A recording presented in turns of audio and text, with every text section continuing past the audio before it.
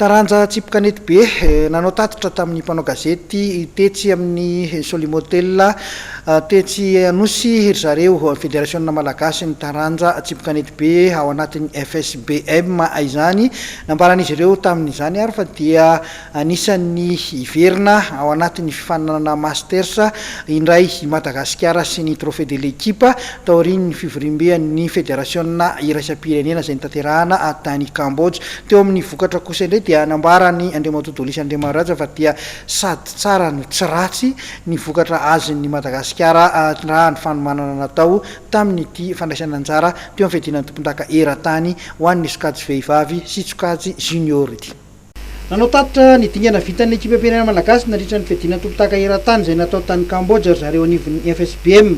Araka ny fanazavana ny men'Andriamatoto Lisy Andriamaraja dia sady tsara no tsy ratsy ny dingana vitan'ny ekipa firenena malagasy na teo amin'ny sokajy vehivavy na teo amin'ny sokajy junior lehilahy. Tsara ihany no tena niady tamin'ny Tailandy. Dia Tailandy moa zany nahazo azy iny. Dia teo amin'ny jeune indray zany tany amin'ny quart de finale mbola Tailandy ihany koa nandresantsika. Dia teo amin'ny tir indray dia ny finale mbola Tailandy ihany koa nandresantsika. Izany hoe manomboka ambony be zany ny voan'ny aziatika fa afaka atao Madagasikara tsara ihany zany mandresatra zareo aloha raha misy fanomanana elaela kely. Dia manomboka izao zany efa hita koa ny lesika hoe tsy voatery voalohany foana koa moa rehefa mandray anjara fa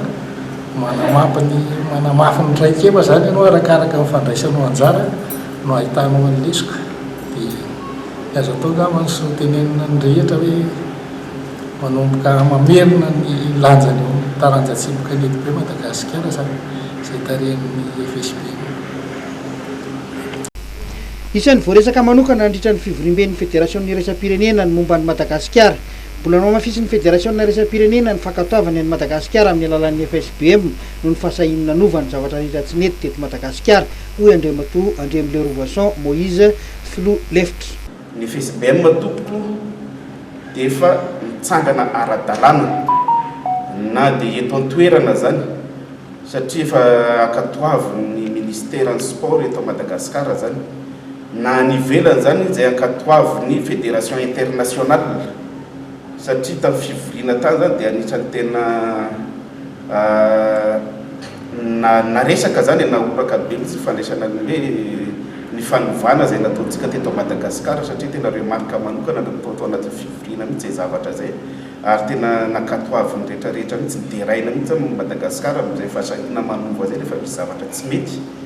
ka tsara zavaina amin'le joueur ihany zay zavatra zay satria ny antony misy ireo olona sasatsasany vitsivitsy izay mamorona any ivelan'le fédération zany hoe match ary miantso an'ireo joueur ireo fa hoe afaka mandefa joueur makany ivelany ka eto zay tsara ihany hoe amena fanazavana kely zany ny joueur gasy mba mahafantatra an'izay hoe ny FSBM ihany tompoko no ankatoavy ny fédération internationale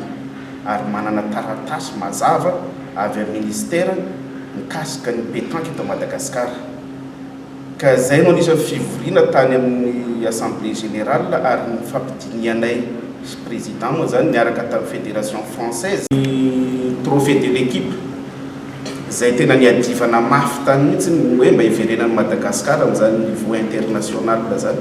ary reny koa zany mba anisany hoe fitadiavana ihany tsy afenina moa zany fa fitadiavana ho an'le joueur malagasy izay mba mandeha any ivelany dia efa nanaiky ny iverenantsika amin'izany ny fédération internationale anampy antsika ry zareo hiappuyer ny dossier-ntsika makany amin'ny quarterback. Feno dia feno ny fandaharam-potoanan'ny FSBM amin'ny taona 2024 mba hanomanantsika ny mpilalao senior lehilahy izay andeha hiatrika ny fiadinan'ny tompon-daka eran-tany izay atao any Suisse.